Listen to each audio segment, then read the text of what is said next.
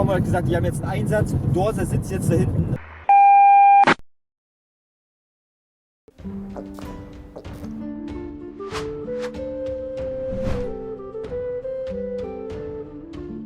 Moin Moin, hallo und herzlich willkommen zu einem neuen Video hier auf meinem Kanal. Und heute gibt es hier eine Runde Shakes and Fidget. Und heute haben wir mal wieder den Chris am Start. Herzlich willkommen. Hallo zusammen. Ihr habt es euch lange gewünscht, ja? Ja. Immer stand es in den Kommentaren, wann kommt der Chris mal wieder, ja, wann dreht ihr mal wieder ein Video zusammen, kommt mal wieder ein Kochstream, gerade von Leander wird das oft häufig gefragt, ja, und heute ist er da und heute zelebrieren wir zusammen, es ist jetzt schon fast eine Tradition, muss man sagen, ne? Ja, doch, immer mal wieder. Ja, alle 50 Level kommt er bei mir hier mindestens einmal vorbei, dazwischen natürlich auch, und wir zelebrieren hier dein heutiges, ja, Ableveln auf Stufe 700, was ganz, ganz Besonderes. Gerade bei dir, denn es ist ja, man muss ja sagen, es sind ja schon einige Leute auf 700, ne? Aber bei denen sieht es wahrscheinlich nicht so aus wie bei dir hier, ja?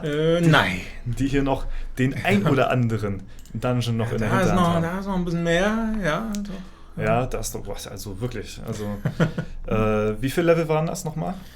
Ich weiß jetzt nicht genau, wie weit ich im letzten Dungeon in der Schattenwelt komme, muss ich ganz ehrlich zugeben. Da fehlt mir auch noch einer. Guck mal hier. Ist auch noch so ein Vogel hier noch hier. Ja. Im Real Life schon rasiert, im Dungeon noch nicht rasiert. Das fällt dir aber bestimmt mindestens genauso leicht. Ja, wahrscheinlich mittlerweile. Damals vielleicht noch nicht ganz so, aber es geht ja doch schnell die letzten Jahre, wie schnell man so Stats sammelt. Obwohl ich ja jetzt voll auf XP gehe, bin ich der Meinung, geht das immer noch.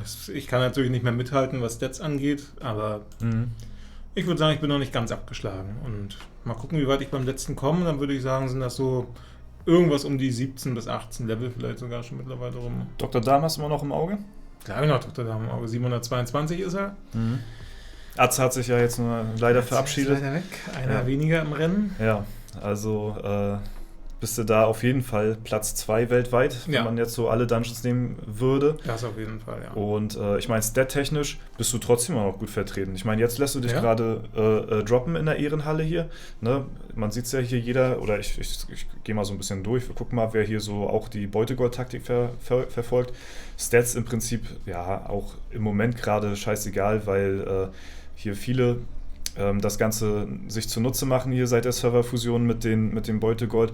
Also, aber was halt bei dir krass ist so, dass du trotz dessen du ja auch immer noch full auf XP gehst, ne? Ja. Kalender-Skip machst regelmäßig.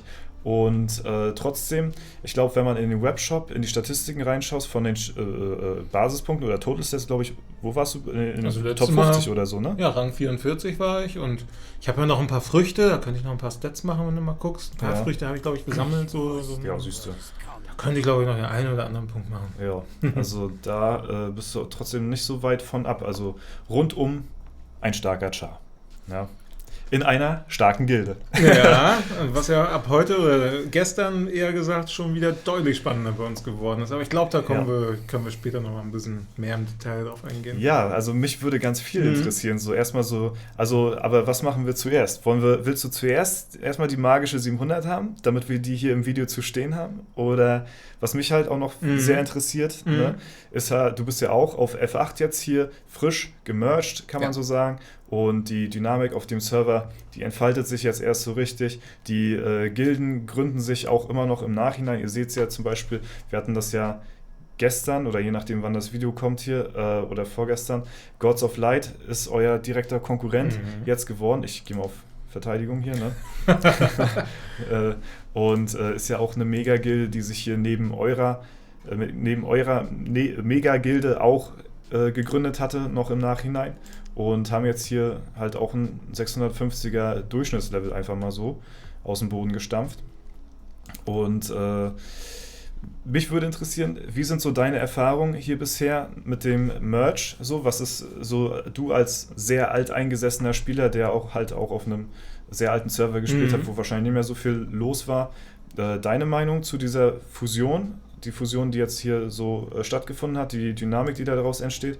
Und ja, dann später halt eben würde ich auch sehr gerne mal auf die Kämpfe und sowas und auf die Gilde eingehen und so und eure Pläne, falls ihr da welche habt, beziehungsweise ob ihr die teilen dürft ne, mit der Öffentlichkeit, weiß man ja nicht. Ja, also... Also erstmal die Frage von mir, wie weit darf ich ausholen? Weil ich habe schon so ein bisschen überlegt, was ich so erzählen könnte, weil diese ganzen Fusionen und jetzt mit dieser, auch der Gildenfusion und alles, da ist einerseits so ein bisschen Nostalgie hochgekommen und andererseits ist ganz, ganz viel Neues dabei. Und deshalb würde ich schon gerne ein bisschen ausholen wollen. Klar, let's go. Gut, ich fange einfach mal an. Ja, gerne. Ich wollte auch die Maus übernehmen. Mach du mal. Ja, weil ich weiß nämlich, hier steht es ja auch schon, aber ich glaube, es ist cooler, wenn man mal den Charakter so nebenbei sieht. Ich habe vor, das ist ja gut, wie viele Jahre sind das? 13? Ein bisschen mehr Jahre angefangen und es ist halt witzig, wie sich das alles so entwickelt hat über die ganzen Jahre. Damals habe ich einfach nur ein Spiel gesucht, wo ich auch RPG-mäßig ein bisschen durchstarten kann, was mich nicht so sehr stresst, wo ich einen schönen Charakter hochziehen kann. Das mag ich immer ganz gerne. Da habe ich damals noch andere Games gezockt, so auch in dem Stil, sowas mit Gladiatoren und das eine Spiel, das war auch so ähnlich wie Shakes and Fidget, aber das war irgendwie total komisch. Da haben dann irgendwie Level 20er gegen Level 200er und 300er gekämpft und denen das Gold abgefarmt und so dachte ich mir, nee, das ist mir zu abgefahren. Und dann bin ich durch In-Game, das ist eine Seite, und da gab es ja auch diesen einen Server, den In-Game-Server, bin ich zu Shakes and Fidget gekommen. Habe mich dann auf In-Game zuerst angemeldet. Habe dann gemerkt, die Leute sind alle schon irgendwie Level 200 irgendwas. Und das war damals ja nicht so, dass man irgendwie an 2 Tagen Level 200 macht. Da hat das irgendwie 2 Monate oder länger gedauert, vielleicht ein halbes Jahr oder sogar noch länger, keine Ahnung. Da dachte ich mir, nee, also das Spiel gefällt mir, aber ich muss mich nochmal auf einen neuen Server, sage ich mal, anmelden. Da habe ich die DE-Welten gefunden und da war der S11.de war tatsächlich der neueste Server, aber den gab es auch schon einen Monat. Ja. Also ich bin ja nicht frisch zum Serverstart an den Start gegangen sondern erst einen Monat später. Und dann, wie dreist ich halt so bin, erstmal ein bisschen gelevelt und so geguckt, wie man so weiterkommt. Bin ich da schon in irgendeine Gilde reingegangen? Ich glaube auch irgendwie überhaupt nicht und habe dann einfach mal so ganz frech bei der Rang 6 Gilde angefragt, Mensch, habt ihr nicht einen Platz? Ich habe hier Ambitionen und will starker Spieler werden, ihr braucht bestimmt Unterstützung. War auch ein bisschen frech, aber die haben mich direkt angenommen. Da dachte ich mir, Mensch, geile Aktion. Da war ich in der Gilde und da war damals schon, da hat man gemerkt, damals war alles schon so ein bisschen sozialer. Man hatte da auch viele Kontakte auch zu anderen Gilden und da war die Gilde die Rang 6 Gilde. Und wir hatten so ganz gute Kontakte auch schon da zum Goldbunker. Das war damals so ich glaube zu dem Zeitpunkt war es noch nicht die Rang 1 Gilde, da war es noch Risen. Und so wie sich so in der Zeit so ergibt, hat er höhere Ambitionen, die Leute in der Rang 6 Gilde hatten nicht mehr so viel Ambitionen. Und da habe ich dann so ein bisschen Kontakte geknüpft und bin dann auch in den Goldbunker gekommen. Und allein da, wie so die Geschichte weitergeht, da habe ich schon so viele Leute, wenn ich jetzt mal gucke in die Gilde, wo ich jetzt bin, bei den Endgegnern, da war schon dein Nachbar dabei.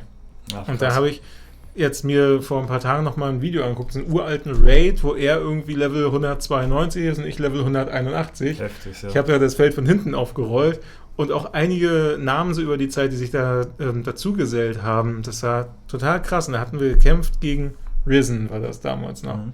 Und später diese ganzen Fusionsgeschichten, die sind irgendwie total menschlich, habe ich das Gefühl, weil auch da gab es andauernd irgendwelche Fusionen. Da sind dann irgendwelche anderen Gilden fusioniert. Ich glaube, das war irgendwelche Angels, da hießen die, glaube ich, irgendwie Risen Angels oder irgendwie sowas. Dann waren die stärker als Goldbunker. Haben wir wieder von anderen Gilden dazu sowas gab es schon immer, ne? Das gab es schon immer. Das ist das Natürlichste, wenn sich Leute, die aktiv sind und ein bisschen Ambitionen haben, wenn die Ziele haben, dann schließen die sich zusammen. Und dann entsteht immer so ein Konstrukt, dass da irgendeiner auch einen Gegenpart spielen will. Und da waren dann so Namen, einige sind ja jetzt noch aktiv, wenn ich so an Risen gerade denke, da muss ich an Alastor denken. Das war immer so mein Gegner, um Level 300 zu schaffen. Da hat man ein Jahr gebraucht. Und da war ja damals so dieses Oktoberfest-Event, wo man unendlich Bier trinken konnte. Ja. Und da habe ich ja aufgeholt und da habe ich ja sogar noch Alastor überholt. Wurde dann erster 300 auf dem Server und allein schon, wenn man sieht, wie lange das gedauert hat, ne? Da bin ich, 300 wurde ich 19.02.12. Ja. Also 1 Jahr und ein paar Monate. Es hat über 1 Jahr gedauert. Heute macht man das nicht. Ja, ein paar Stunden. Ja, genau, ein paar Stunden. Das muss man sich mal überlegen. Und da hat mir auch damals noch einer geschrieben, so ich hätte zwar Alastor mehr gegönnt, erster 300er zu werden, aber trotzdem Glückwunsch. Ja. Und damals gab es dann so Helden, also wirklich Helden, die dann so die ersten 130 Dungeons waren, dann so gelegt haben. Und das waren die Helden, die jetzt im Endeffekt meine Farben sind, so wie so ein Justy. den kannte man dann von den Eschwegern. Und also gerade die Gilde auch, den kenne ich jetzt nicht so, aber da gab es den Papst und den Päpster. Und der Päpster war dann der Erste, der die 130 Dungeons gelegt hat. Und die hat man gefeiert. So, sind das starke Chars, so war das damals. Heute sind das meine Farben auf dem Fusionsserver. Ja. Und es gab damals immer so ein Hin und Her. Und dann wurde fusioniert und dann sind hier wieder Gilden entstanden. Das war immer ein Gerangel. Und dann bin ich irgendwann ja zu den Hornies gegangen. Weil irgendwie wurde auch die Gildenleitung so ein bisschen inaktiv. Und dachte ich, was mache ich jetzt? Und dann sind damals schon auch Leute, die jetzt wieder bei den Endgegnern immer noch dabei sind, auch noch in Hornies dabei waren, wie Sorin Markov und all diese ganzen Leute, die haben mich dann so ein bisschen rübergezogen. Dann hat dein Nachbar gesagt, ich gehe da jetzt auch rüber, kommst du mit? Und dann habe ich gesagt, klar gehe ich dann auch zu den Hornies, weil dein Nachbar, mit dem spiele ich das Spiel jetzt schon 13 Jahre. Ja, ist krass eigentlich, ne? Ja, dann hat er ja auch so ich möchte da nicht genau drauf eingehen, warum, aber er hatte auch ganz schön heftige Zeiten so hinter sich, der arme, der Nachbar. Und da war er auch ein paar Monate nicht da, und wo er dann wiedergekommen ist und dann so erzählt hat, was ihm so widerfahren ist. Das ist so Geschichte. Das macht was mit einem. Ja. Mich verbindet da mit deinem Nachbar total viel. Wo ich ihn dann auch, wo wir dann in den ersten schicksten Fidget Streams dann auch waren, habe ich ihm auch mal ein Abo geschenkt und so. Ich glaube, seitdem ist er auch komplett durchgehend Abonnent da. Und das sind so diese Geschichten. Und jetzt gab es so die Situation, gerade so der Abend vor der Fusion. Und ich gucke mir so die Gilde an, 2, 3 Leute haben sich auch verabschiedet. So eine Fusion ist ja auch immer ein Katalysator. Die einen motiviert, richtig loszulegen nochmal, und die anderen motiviert es tatsächlich aufzuhören, weil sie vielleicht schon jahrelang mitlaufen. Und auch in der Gilde jetzt hier bei den Endgegnern, der Alberon zum Beispiel, auch, den kenne ich glaube ich auch schon seit Goldbunker-Zeiten. Ich weiß nicht, ob er da die ganze Zeit auch bei Goldbunker war. Ich glaube, da war er noch woanders.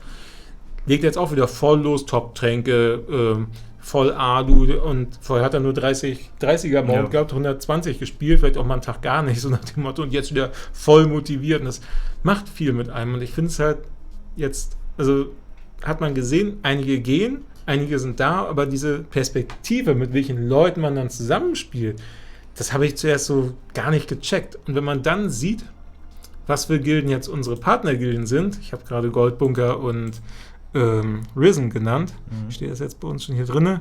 Ja. Und jetzt sind unsere Partnergilden Hornies Endgegner. Später, wir waren ja 10 Jahre lang waren wir Hornies. Also die ganzen Goldbunker und Risen-Leute und noch aus anderen Gilden haben sich da dann bei Hornies getroffen.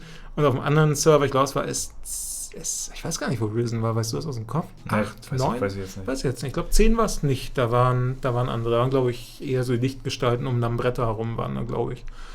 Und das sind jetzt so die Partnergilden, sag ich mal. Und es war ja im Hintergrund schon wochenlang, war das ja akribisch geplant. Also der W70, was der da an Zeit und Herzblut da reingesteckt hat. Und vor allen Dingen nicht einfach nur so, hast du Bock auf Gilde, so nach dem Motto, sondern wirklich mit der Gildenführung von den Hornies gesprochen, mit den anderen Gilden gesprochen, dass keiner auf der Strecke bleibt. Jeder, der dabei sein wollte, soll auch dabei bleiben, und wir haben auch einen Discord natürlich, logischerweise, dass wir auch untereinander im Kontakt bleiben können. Und ich finde das halt so cool, weil es wird über die Jahre passieren, dass der ein oder andere dann doch mal aufhört. Das ist ja eine lange Zeit.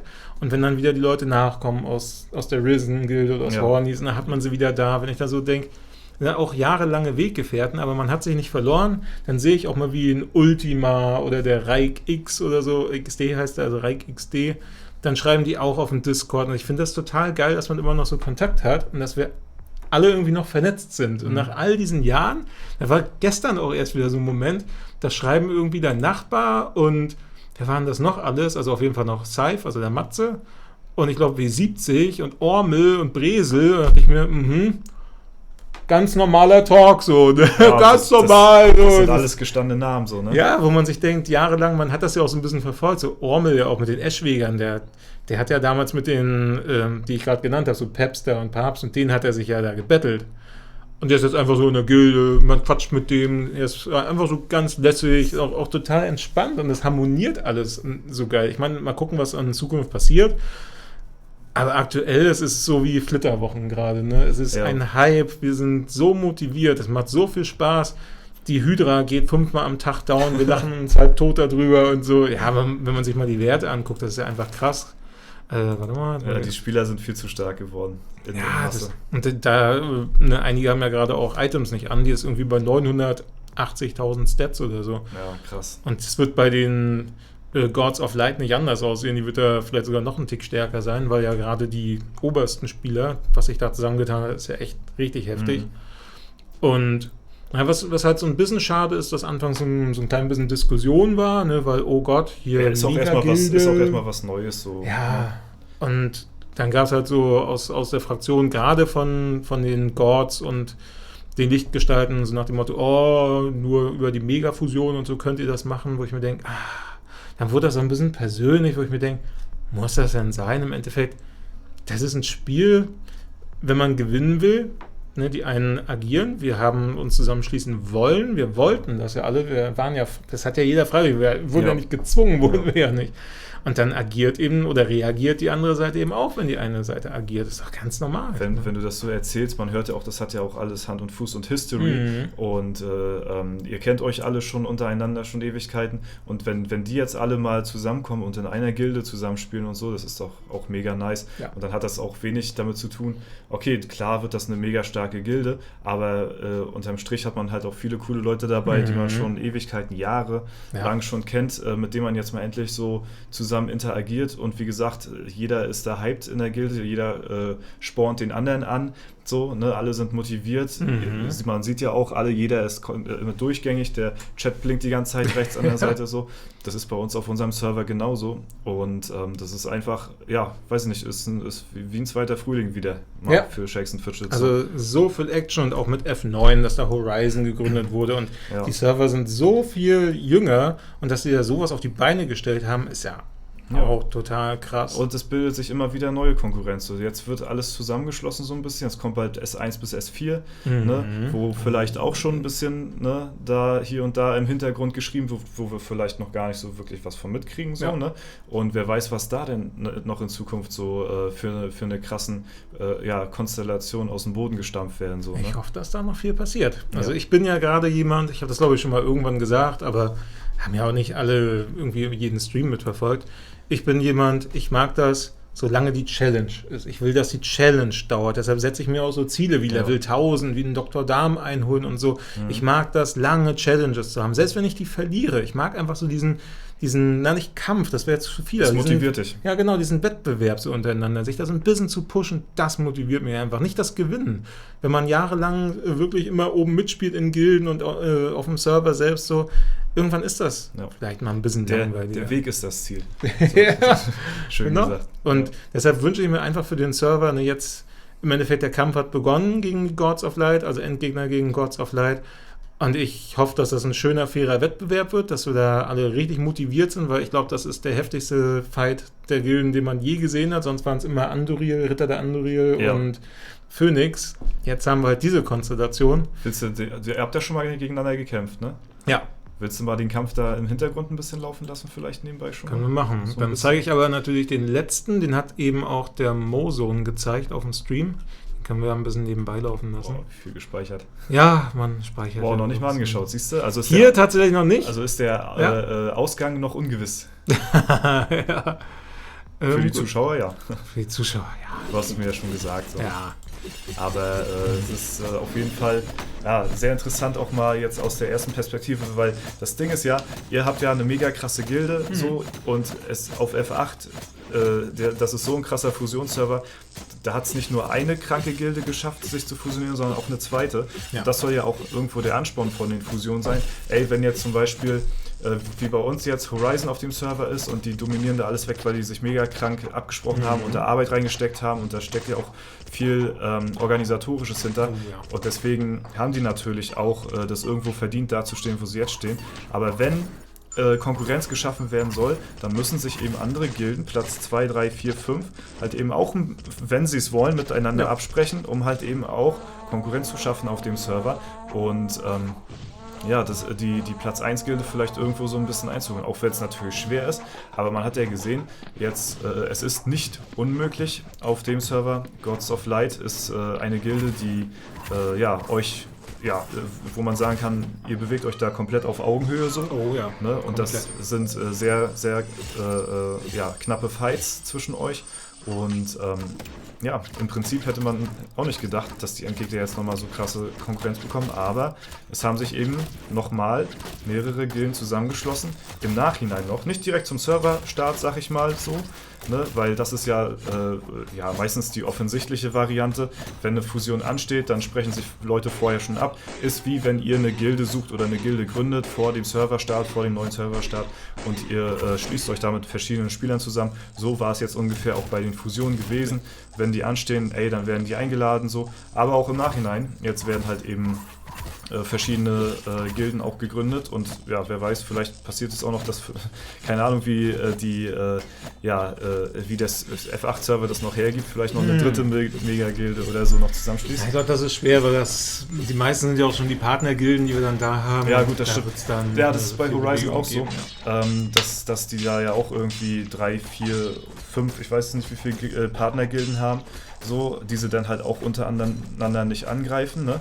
Und auf der einen Seite ist es natürlich sehr gut für die Main-Gilde, weil man kann davon ausgehen, dass die erste Gilde niemals zusammenbrechen wird, weil es immer noch 2, 3, 4 Wing-Gilden oder Partner-Gilden, sag ich mal, im Background gibt, die halt eben noch die Main-Gilde unterstützen, wenn halt dort jemand die Gilde verlassen sollte. Ja. Ne? Aber auf der anderen Seite, gut, stehen die Gilden halt für sich und die können keine Zusammenschlüsse vielleicht machen. Oder vielleicht doch, ja, ist ja heutzutage alles möglich.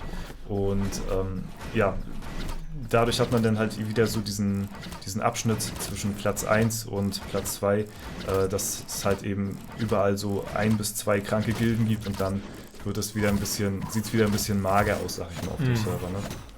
Ja, also es ist gerade auf unserem Server, da hat man ja schon so ziemlich alles rausgeholt, was da überhaupt geht.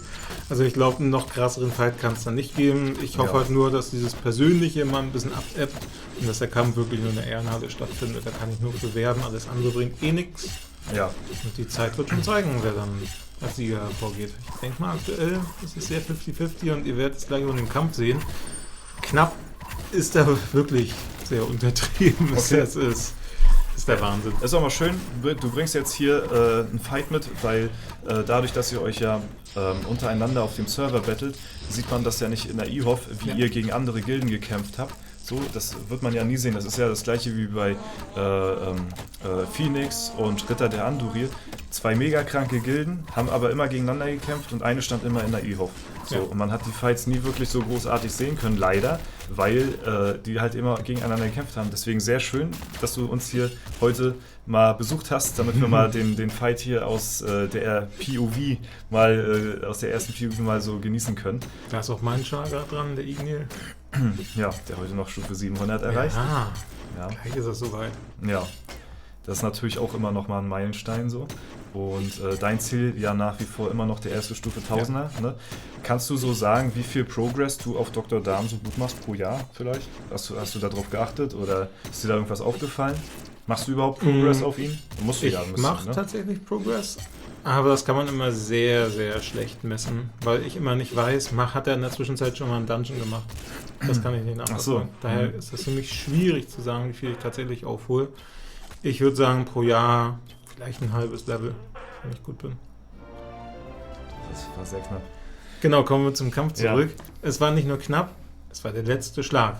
Hätte Don Zeus noch einen Schlag übrig gehabt, es hätte auch kein Crit sein müssen, es hätte ein ganz kleiner Treffer sein müssen, Ormel wäre down gewesen. Letzte Nacht haben wir nochmal angegriffen gehabt und da war es genau umgekehrt. Okay. Hätte Ormel noch einen Schlag gehabt, hätten wir gewonnen, da haben wir verloren. Da habt ihr verloren, ja. Da war es genau umgekehrt. Seht ihr, also das ist wirklich jetzt komplett auf Augenhöhe. Hätte ich nicht gedacht, dass, ne, und es ist auch nicht gerade so aussagekräftig, sag ich mal, dass hier 6 Durchschnittslevel dazwischen stehen, so, weil da können bei Gods of Light natürlich auch mega kranke Goldspieler dabei sein, die das Ganze durchcarryen, so, und bei euch, ich meine, ihr habt wirklich viele Leute, die den Leveldurchschnitt nach oben pushen. Ne? Ein Ormel mit Stufe 704 ist ja komplett krank. Ne? Auch du natürlich mit knapp, hier sind so viele knappe 700er dabei. Bald. Aber das ist ja bei den Gods of Light noch krasser. Ja, haben die auch so viele? Mehr sogar noch, ja. Aber dann geht der Schnitt schneller ab, oder der flacht schneller ab wahrscheinlich nach unten dann, ne? Ja. Boah, ist auch heftig, ja. Aber wie viele kranke... Also man geht hier nur so rein und man liest so viele kranke Spieler, die man auch schon überall so kennt. Und dieser Zusammenschluss aus diesen kranken Spielern in einer Gilde, das ist halt... Das finde ich so erstaunlich. Und ja, vielleicht kennen die Leute jetzt oder lernen die neue Welten auch kennen, weil ihr sagt, ihr habt einen Discord gegründet mit den Endgegnern so. Ne? Und ich kann mir vorstellen, dass alteingesessene Spieler, die lange Jahre für sich so auf ihren Server in ihrer medium-aktiven Gilde gespielt haben, vielleicht gar nicht so Discord genutzt haben, beziehungsweise gar keinen Gilden-Discord hatten. So, wir haben mit Celtic auch keinen Gilden-Discord, haben wir zwar jetzt auch immer noch nicht so, ne? Aber das ist ja nochmal ein Zusammenschluss auf einer persönlicheren Ebene, weil man halt dann eben nochmal, man kann miteinander reden so, ne? Man kann miteinander texten, man sieht die Leute mit ihrem Profilbild und das ist halt einfach nochmal was komplett anderes und schweißt natürlich so eine Gilde noch enger zusammen, als sie schon ist. So, ne? Eben, das ist halt sehr wichtig, wenn man Wing-Gilden oder Partner-Gilden hat, dass man den Kontakt aufrechterhält. Auf jeden Fall. Also das war mir ja auch wichtig, dass ich nicht einfach jetzt sage, hier, tschüss Hornies, scheiß auf die letzten 10 Jahre auf Deutsch gesagt. Nein, mir war sehr wichtig, also natürlich wollte ich mit der Nachbar wieder zusammen in einer Gilde bleiben, aber es gab natürlich auch andere, mit denen ich weiter Kontakt hatte. Ich habe ja schon zum Beispiel den Ultima und den Reich XD gesehen, das sind halt Leute, die kommen eben nach, die sind noch nicht in dem Levelbereich, um wirklich ganz oben mitzuspielen, aber die können aufschließen und so eine Leute, die man verfolgt, die ja auch so ein bisschen. Und das sind ja nicht die einzigen in Hornys Endgegnern, die ich da so ein bisschen verfolge. Man will ja den Kontakt noch aufrechterhalten. Und dafür ist ein Discord absolut wichtig, dass man den Kontakt hat. Und da sind ja auch viele andere Spieler noch dabei, die man auch noch kennt, die mit uns befreundet sind und teilweise ja auch bei den Gods of Light sind. Also ich sehe das komplett sportlich. Und solange wir unseren Joker haben, haben die Gods of Light keine Chance. Also Mozone meine ich natürlich. Ja, wie sieht's aus? Habt ihr jetzt so Pläne für die Zukunft, jetzt wo ihr so harte Konkurrenz bekommen habt? So, habt ihr da vor, euren Platz 1 möglichst auf Biegen und Brechen zu verteidigen? Sind da irgendwelche Wechsel vielleicht sogar geplant? Oder das sind natürlich sehr interne Informationen, aber vielleicht kannst du so ein bisschen anteasern vielleicht? Also ich wünsche mir natürlich, dass das Konstrukt, so wie es jetzt ist, eine Weile besteht. Dass man sich erstmal wirklich so ein bisschen battelt und nicht noch jetzt versucht, in irgendwelchen anderen Gilden oder so groß rumzuwildern, weil spannender als jetzt kann man das wirklich nicht haben. Ja. Das geht nicht spannender. Das kann man mir erzählen, wie man will. Wenn man 2 Kämpfe back-to-back hat, wo der letzte Schlag entscheidet, es geht nicht spannender. Hast du den anderen Kampf auch noch gespeichert? Der müsste auch noch da sein. Und das ist nicht der... Da ist er. Ah. Ja. Und da ist halt genau umgekehrt. Ne? Ich spule mal ein bisschen vor. Ja, genau. Ja, also ist auf jeden Fall wichtiger aus eurer Wahrnehmung jetzt erstmal ein faires Battle zu haben. Ja. Jetzt nicht auf Biegen und Brechen jetzt so Platz einzuholen und dafür irgendwie Leute zu pushen und noch krassere Leute einzustellen, sondern das bleibt erstmal alles so und man wird schauen, was die Zukunft so... Das wird man sehen. Ich habe gesagt, das wünsche ich mir so. Was dann passiert, das wird man dann sehen. Aber was immer passieren wird, ist, wenn eine Seite wirklich agiert, wird die andere Seite immer reagieren. Also bringt das insofern nichts. Also wenn jetzt God of Light jetzt noch mehr aufstockt, was passiert dann? Dann gibt es eine Reaktion. Also ich habe ja schon ganz ehrlich, ich habe ja, glaube ich, gestern oder vorgestern ein Video gesagt, ich habe so ein bisschen Bange um den Platz von Mozone gehabt. Ja, ich glaube, das ist so gerade immer das, was am meisten diskutiert ist. Letztendlich muss das auch Mo selbst sagen, wie er das will, ne? Wenn er sich vielleicht auch da gar nicht mehr wohlfühlt, weil er sich denkt, ach, irgendwie bin ich jetzt da und bin vielleicht... Das wäre aber auch schade, muss ich sagen, weil er hat sich auch so sehr darauf gefreut und ich finde, er kann sich da auch unter Beweis stellen, jetzt wenn er dann auch die Dungeon-Pause verlässt und so. Ja, in diesem Legendary Dungeon hat er davon erzählt, macht er das. Ja, und das wäre natürlich, und das ist halt, das ist das, was du halt angesprochen hattest, setzt man die Prioritäten einer intakten Gilde, wo sich alle Leute gut verstehen, über oder unter den Wettbewerb, dass man auf Biegen und Brechen Platz 1 halten möchte, so, ne? Das ist halt jetzt der Zwiespalt, sag ich mal. Aber ich würde aus Mozones Sicht auf jeden Fall da bleiben, weil es ist natürlich eine mega kranke Ehre, bei euch zu spielen, bei Endgegner. Das ist absolut heftig. Was viel Geileres gibt es ja gar nicht so. Also mit euch allen zusammen. Schon cool. Und soll sich da auf jeden Fall, Grüße gehen raus, jetzt nicht irgendwie verunsichern lassen von irgendwelchen Kommentaren oder was weiß ich, die dann sagen, ey, yo, du reißt hier alles komplett runter und wenn du ausgewechselt wirst, dann, dann haben wir bessere Chancen gegen die. Oder das sagen wir ja auch gar nicht. Siehst du, das habe ich mir nämlich schon fast gedacht, weil in der Gilde selbst gibt es keine Unruhen. Unruhen werden immer nur von außerhalb geschaffen. Ja. So, und deswegen, auf jeden Fall, zieh dein Ding da durch und dann wirst du auch noch eines Tages so groß und stark wie der Rest.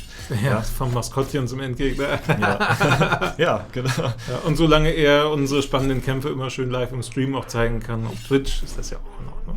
Ja, deswegen, also da sollte man jetzt nicht zu viel dann halt auch auf den Erfolg geben, sag ich mal, sondern halt eben auf einen fairen Wettbewerb. Da auch der letzte Schlag. Wir auch nochmal rangekommen. Sehr, sehr, sehr, sehr heftige Fights. Ey, danke, dass du uns die auch hier nochmal gezeigt hast. Also sehr krass.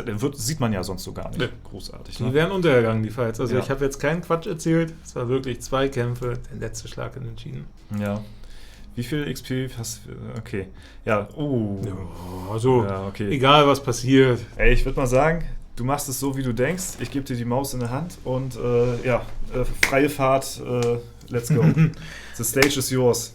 Ich habe ja noch ein paar Quests offen. Ein bisschen Alu habe ich ja noch. Einfach vielleicht, um mal zu zeigen, wie wenig XP das mittlerweile wirklich schon ist. Ich glaube, die meisten können das gar nicht einschätzen. Ich meine, hier habe ich ja sogar mal Glück. Ne? Das ist ja eine richtig, richtig gute EP-Quest. Das habe ich vorher gar nicht gesehen. Das ist super, dass ich die jetzt so sehe.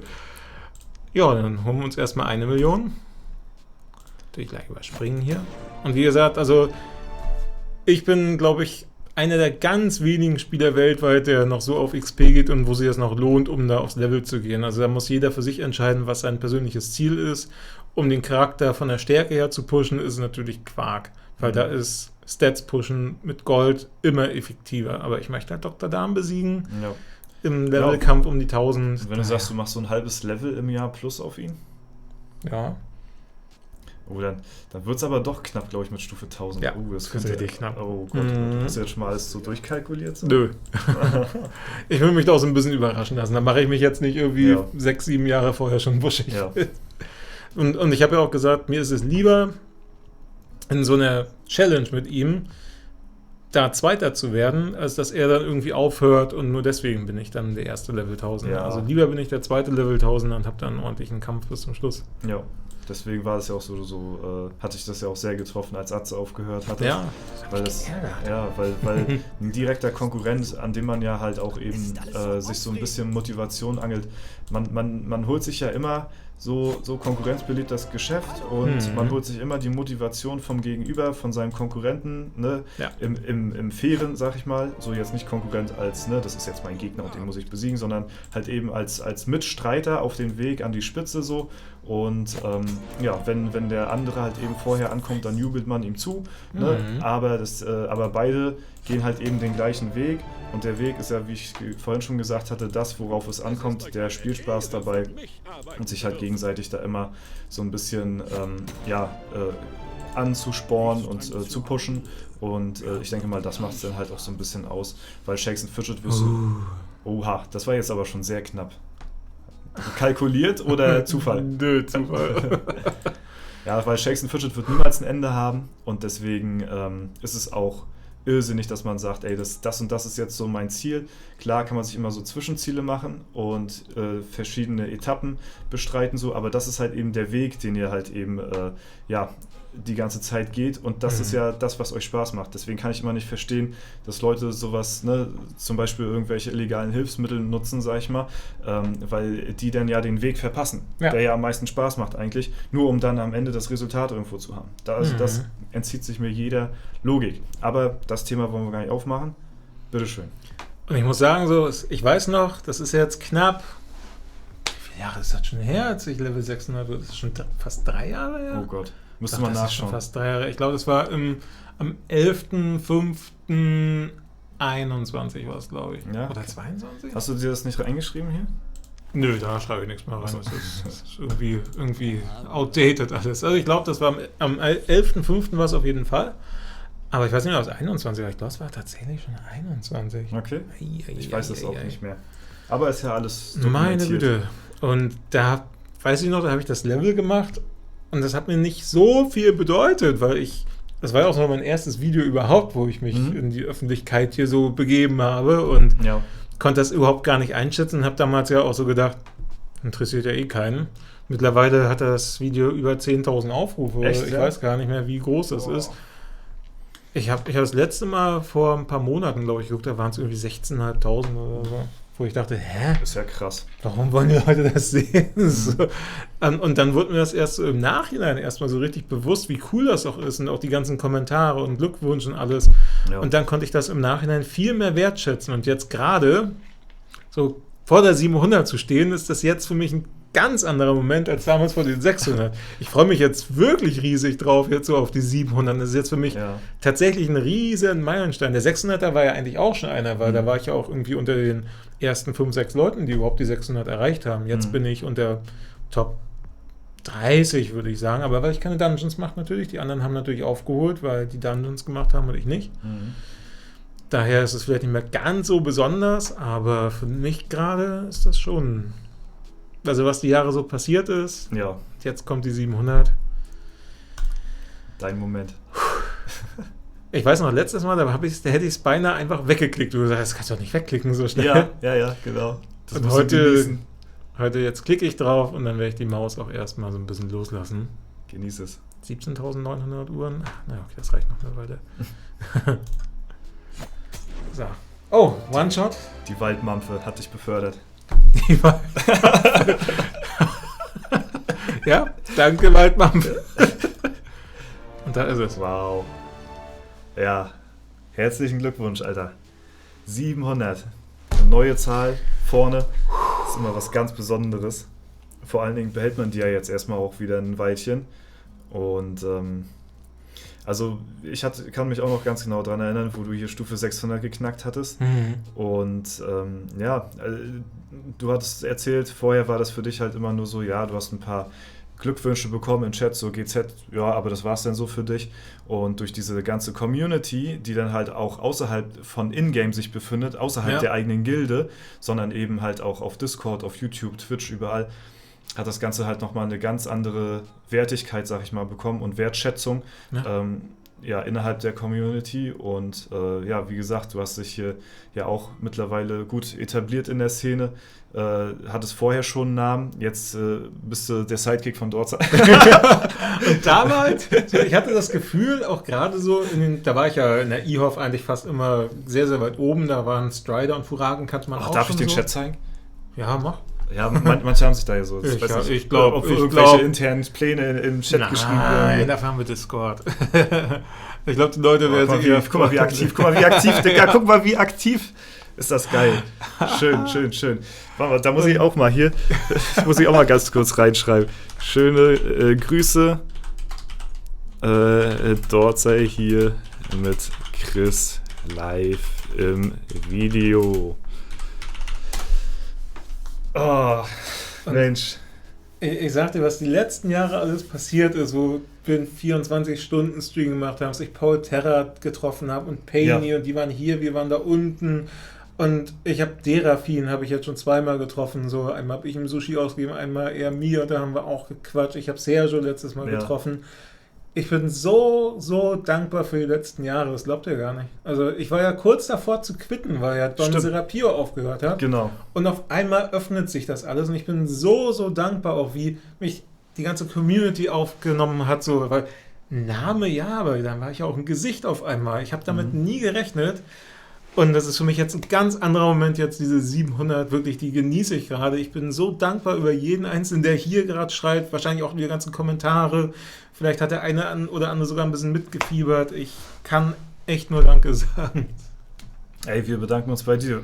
Du bist auch ein riesen Mehrwert für die Community und viele wünschen sich halt eben auch, dass du regelmäßig auch hier in den Videos und Livestreams und so mit dabei bist. Du hast auch sehr viel dazu beigetragen, dass ich hier auch heute stehe, wo ich bin, weil, wie gesagt, oh Gott, meine Stimme geht schon weg, weil, du erlaubst mir ja auch deinen Content, sag ich mal, in dem Sinne hier auf YouTube auch zu zeigen und das ist halt so eine Geben- und Nehmen-Sache auf jeden Fall. Ich habe dir viel gegeben, du hast mir auch viel gegeben, auch alleine die ganzen kulinarischen Kochstreams in der Vergangenheit, wo du mich auf eine neue Reise mitgenommen hast. Jetzt nehme ich dich auch mit auf eine neue Reise in die Parfümwelt und so. Und, ja, Digga, es ist einfach eine geile Zeit so. Und das alles, wenn man sich das überlegt, das ist halt alles durch, so Shakes and Fidget, halt so ein Browser-Game entstanden, Digga. Also das ist halt wirklich, kann man nicht in Worte fassen. Das ist halt halt mehr als einfach nur.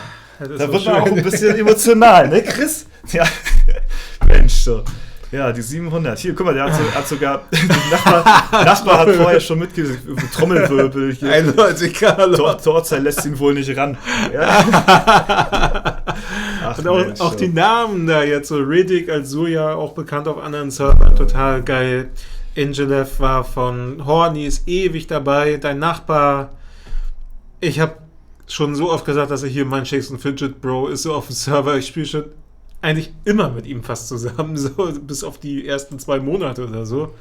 Und auch die anderen haben so einen Matze, mit dem ich ja auch auf Discord schon so oft geschrien habe, den man so sieht, wenn er irgendwie den Elevator und so, wer von den beiden, Nachteule und Scythe, wer ist da eher? Und jetzt Nachteule ist bei uns auch auf dem Discord und mit dem schreibt man so, das ist alles so cool. Und auch die anderen Namen, die da waren, so ein Ormel, damals noch so aus Eschweger Zeiten, so, die sich da gebettelt haben und ein Bresel und W70 da irgendwie überall ist und wie die mir so erzählt haben, der die cool, ja, eigentlich ist das fast schon die Hälfte von Phoenix, die auch so bei uns ist und die kennen sich halt auch alle schon ewig und das ist so eine Riesengemeinschaft so. Genau, und alles so bodenständig und man hat einfach nur Bock, so weiterzumachen und ich hoffe, dass das noch sehr, sehr, sehr viel weitergeht, vielleicht so über die 1000 hinaus. Da wurde ich schon so belächelt, als ich gesagt habe, 1000 ist wirklich mein ernstes Ziel, das hat keiner ernst genommen, ich meine das ernst und ich hoffe, es geht noch viel, viel weiter und ich habe es ja auch schon in der Jahreszusammenfassung gesagt, so gut wie SF jetzt läuft, habe ich also das Gefühl, dass es noch nie so gut gelaufen ist und das kann gerne so weitergehen. Ja, und Spaß. Ich bin auch der Zukunft auf jeden Fall zugewandt. Ich hatte es auch schon letztes Mal im Shakes and Fidget Magazin da gesagt, was ja jetzt auch ein neues Medium ist, sag ich mal. Was, ne, das ist halt das Geile an der Community. Die lassen sich immer wieder was Neues einfallen. So. Das, was es vielleicht noch nicht gibt, das wird halt eben jetzt gefüllt durch halt eben dieses Magazin. Früher hatte er Zockers da gemacht, ne? Jetzt macht er Shakes and Fidget so. Ja. Und da hatte ich im Magazin auch gesagt, da wurde ich dann halt gefragt, wie ich so die Zukunft von Shakes and Fidget sehe. Und also was soll ich sagen? Ne? Shakes and Fidget ist auf seinem Höhepunkt überhaupt so, ne? Jetzt nicht nur zahlentechnisch letztes Jahr, sondern halt eben auch, was den Wind, sag ich mal, in der Community angeht. Sie machen die richtigen Schritte. Und wenn halt eben Shakes and Fidget weiterhin auch so community-nah und die Community mit einbindet in viele Entwicklungsprozesse, dann sind die auf jeden Fall auf dem richtigen Weg. Denn keiner weiß besser als die Community selbst, die das Spiel schon ewig spielen, wie das Spiel sich zu verhalten hat, was gemacht werden muss, wie es sich weiterentwickeln soll. Und deswegen, die sind schon so Ewigkeiten da und ich glaube auch, warum sollten die jetzt auf einmal weg sein? Ja. Und deswegen denke ich mal, wird auf jeden Fall deine Stufe 1000 realistisch und ich hoffe auch danach wird es definitiv auch weitergehen. Ja. Hey, der Weg ist das Ziel. Ich denke mal, das waren ganz gute Schlussworte jetzt. Ne? Zum Schluss nochmal ein bisschen emotional geworden, aber das kann ich nachvollziehen. Mir ist auch schon mal, das letzte Mal, als ich Geburtstag hatte. Da ist es auch einmal passiert. Aber ist alles natürlich mehr als menschlich und kann man auch nachvollziehen. Da stecken viele Emotionen dahinter, so. Das checken viele vielleicht nicht von außerhalb, aber Leute, die schon jahrelang dabei sind, so, die verstehen das auf jeden Fall. Und da übermannt es auch einen. So, und es ist halt auch so viel passiert, nicht nur die letzten 3 Jahre, auch jetzt die Fusion und alles. Also es ist einfach der Wahnsinn und ich kann auch nur Danke sagen an alle. Ich werde es auch gleich nochmal im Gilden-Chat auch schreiben. Jetzt bin ich 700 und jetzt geht's auf die 800 zu. Und ich werde nicht langsamer werden, Leute. Nächstes Ziel. Alles klar. Leute, ich würde sagen, vielen lieben Dank, dass du wieder hier mit auf dem Channel gewesen bist. Ne? Hat mich sehr gefreut. Ich hoffe, euch hat es auch gefallen da draußen. Ja, schreibt es gerne in die Kommentare, lasst es uns wissen. Wir verabschieden uns beide. Vielen lieben Dank fürs Zuschauen. Haut rein. Macht's gut, Leute. Und bis zum nächsten Mal. Ciao, ciao.